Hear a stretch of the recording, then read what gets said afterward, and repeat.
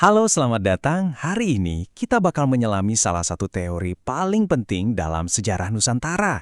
Sebuah teori yang mencoba menjawab pertanyaan super besar. Gimana sih caranya Islam pertama kali sampai dan menyebar di kepulauan kita?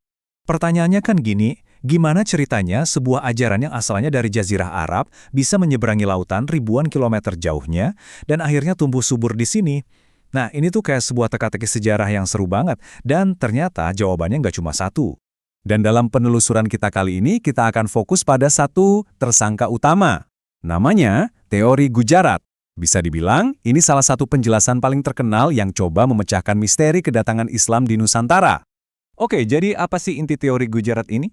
Sederhananya begini, teori ini bilang kalau Islam masuk ke Indonesia itu sekitar abad ke-13, dan yang bawa, katanya, bukan langsung dari Arab atau Persia, tapi para pedagang dari Gujarat, sebuah wilayah di India. Nah, ini poin yang krusial, karena ini beda dari teori-teori lainnya. Oke, sekarang yuk kita main detektif sejarah bareng-bareng.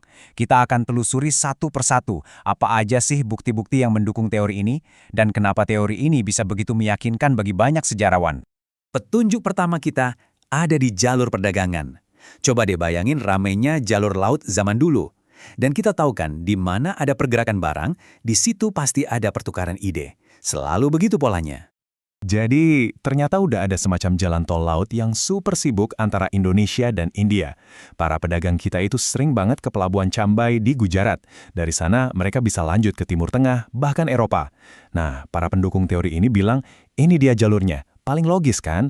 Apalagi pada periode abad ke-13 itu, bukti kalau pedagang Arab secara langsung yang dominan di Nusantara itu, ya masih kurang-kurang.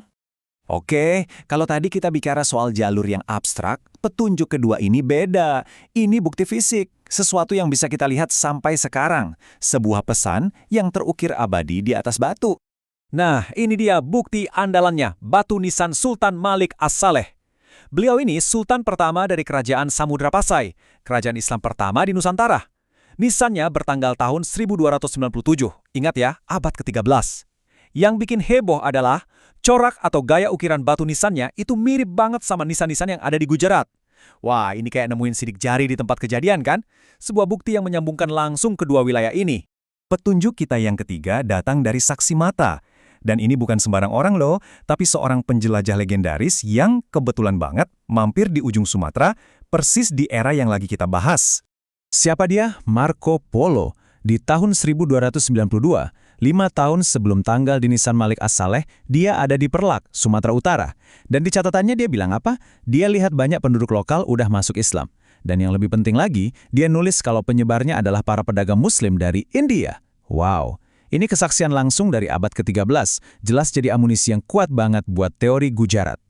Tentu, setiap teori besar pasti ada tokoh-tokoh hebat di baliknya kan? Nah, siapa aja sih para ahli yang menggagas dan menguatkan teori Gujarat ini? Ada nama-nama besar nih, seperti Snukkur Gronje, W.F. Stutterheim, dan Bernard H.M. Flecke. Mereka ini para sejarawan Eropa yang sangat berpengaruh. Hasil riset mereka lah, terutama Snukkur Gronje, yang jadi fondasi utama teori Gujarat. Saking kuatnya, teori ini sempat jadi penjelasan yang paling dominan loh selama puluhan tahun dalam studi sejarah Indonesia. Kenapa mereka fokus banget sama Samudra Pasai? Ya karena di sanalah semua petunjuk ketemu. Batu nisan Malik As-Saleh ada di sana, terus wilayah yang dilihat Marco Polo juga di sekitar situ. Jadi dengan menunjuk Samudra Pasai sebagai kerajaan Islam pertama, mereka seolah bilang, lihat, abad ke-13 adalah momen kuncinya dan semua bukti mengarah ke sini. Jadi, setelah kita lihat semua petunjuknya, apa dong kesimpulan besarnya? Kenapa sih teori ini penting banget buat kita pahami sampai sekarang? Coba kita rangkum cepat ya. Jadi ada 3 pilar utama. Pertama, jalur dagang yang logis dan memang sudah ada. Kedua, bukti fisik berupa batu nisan bergaya Gujarat. Ketiga, catatan saksi mata, yaitu Marco Polo. 3 hal ini bikin argumen teori Gujarat jadi solid banget dan menjadikannya salah satu kandidat kuat di antara teori-teori lain seperti teori Arab atau Persia. Dan ini nih pelajaran terbesarnya. Terlepas dari perdebatan mana yang paling benar, teori Gujarat ini ngasih lihat satu hal yang luar biasa. Sejarah peradaban itu seringkali mengikuti arus perdagangan. Kapal-kapal kuno itu isinya bukan cuma rempah dan kain. Mereka juga membawa sesuatu yang jauh lebih berharga. Ide-ide baru, keyakinan, dan seluruh cara pandang baru terhadap dunia. Nah, ini jadi bikin kita mikir ya, kalau dulu jalur laut itu ibarat internetnya zaman kuno yang menyebarkan ide, jalur laut kita sekarang apa dong?